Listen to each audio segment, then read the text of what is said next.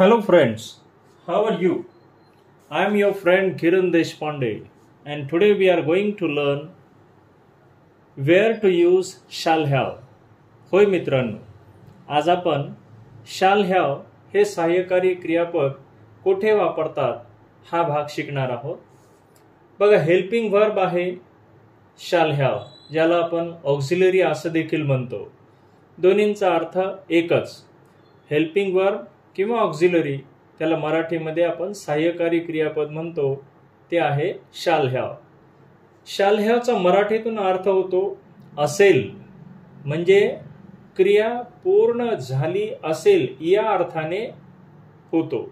लक्षात ठेवा, नुसतं असेल नाही, पण कसं, क्रिया पूर्ण झाली असेल या अर्थाने. टाईप प्रकार कोणता आहे तर टू हॅवचे भविष्य काळाचे रूप आहे. म्हणजे शाल हॅव हे टू हॅवचे भविष्य काळाचे रूप आहे. कोणत्या काळात वापरतात तर शाल हॅव हे पूर्ण भविष्य काळात वापरतात. यालाच आपण परफेक्ट फ्युचर टेन्स असं म्हणतो. कुठे वापरतात म्हणजे कोणत्या कर्त्यानंतर वापरतात तर शक्यतो आय आणि वी या कर्त्यानंतर शाल हॅव वापरतात. आय आणि वी हे फर्स्ट पर्सन आहे. आय हे फर्स्ट पर्सन सिंग्युलर नंबर आहे, तर वी हे फर्स्ट पर्सन प्लुरल नंबर आहे. म्हणजे प्रथम पुरुष एक वचन आहे आय आणि प्रथम पुरुष अनेक वचन आहे वी. तर या कर्त्यानंतर शाल हॅव वापरतात. उदाहरणे बघूयात आपण.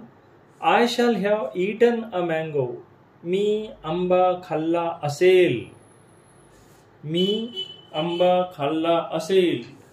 दुसरं, we shall have won the match. आम्ही सामना जिंकला असेल. म्हणजे पूर्ण भविष्यकाळ दर्शविला जातो शाल हॅव या सहाय्यकारी क्रियापदाने. फ्रेंड्स, आज आपण शाल हॅव हे सहाय्यकारी क्रियापद कुठे वापरतात याचा अभ्यास केला. भेटूयात पुढे एका नवीन व्हिडिओमध्ये. थँक्यू.